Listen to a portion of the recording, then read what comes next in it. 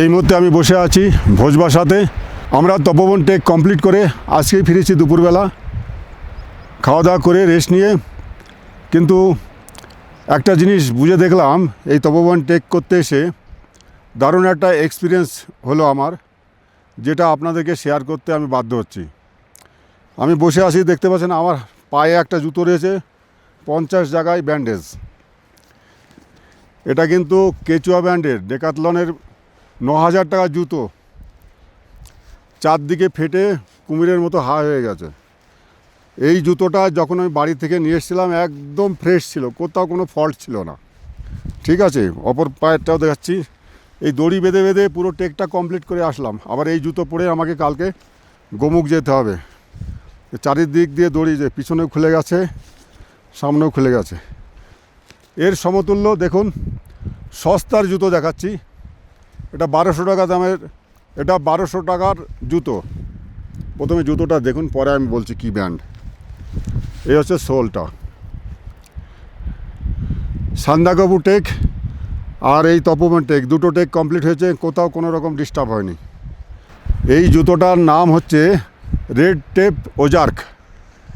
Red tape Ozark, দেখুন ভিতরেও লেখা আছে, ওই দেখুন দেখা যাচ্ছে। এই জুতো মিন্ত্রা থেকে নেওয়া হয়েছিল অনলাইনে, ওই 1200 টাকা মতো দাম পড়েছিল। কিন্তু এই জুতো জোড়ার এমআরপি ছিল প্রায় 10,000 সামথিং। হ্যাঁ, এত সস্তায় এত সুন্দর জুতো ভাবা যায় না। দুটো বড় বড় টেক করা হয়েছে, একদম ঠিক আছে, কোথাও কোনো রকম ডিসপুট হয়নি।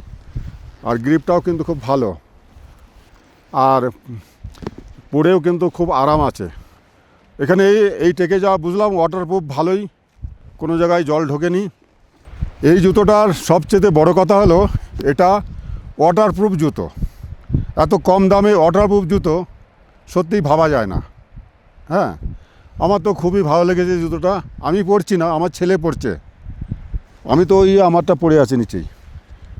এই জুতো জোড়া ছেলে পরছে, দুটো বড় বড় টেক কমপ্লিট হয়ে গেল, কোনো রকম সমস্যা হয়নি।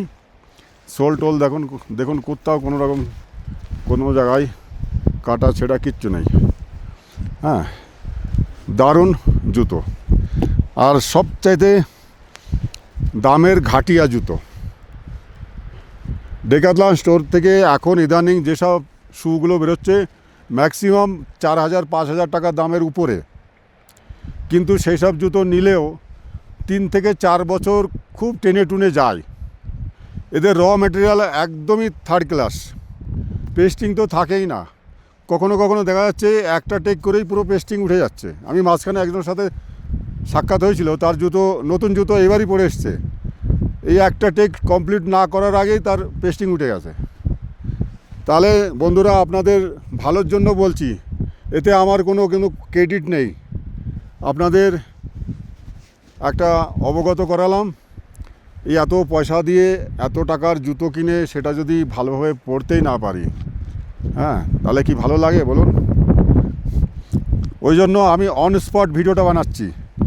দেখুন কত জায়গায় কত রকমভাবে বাধা বুধা করে, কত রকমভাবে বেঁধে টেঁধে কালকে এখন নামবো, এখন যাওয়া যাবে কিনা সেইটাই এখন চিন্তা করছি। এই তপোবন থেকে কোনো রকমভাবে এই পর্যন্ত এলাম, বারবার এই গুঁতো খাচ্ছি আর এটা উল্টে যাচ্ছে। মাথায় টোতে গুঁতো লাগছে, এটা উল্টে যাচ্ছে। এই যে দুটোই হা হয়ে গেছে পুরো। ভাবা যায় 9000 টাকার জুতোর এই পরিস্থিতি। আশা করি আপনাদের এই ভিডিওটা ভালো লাগলো। যারা এইসব পার্বত্য অঞ্চলে ট্রেকিং করেন তাদেরকে অবগত করালাম। পারলে আপনারা এই ভিডিওটা সবাইকে শেয়ার করবেন, তাহলে মানুষ উপকৃত হবে।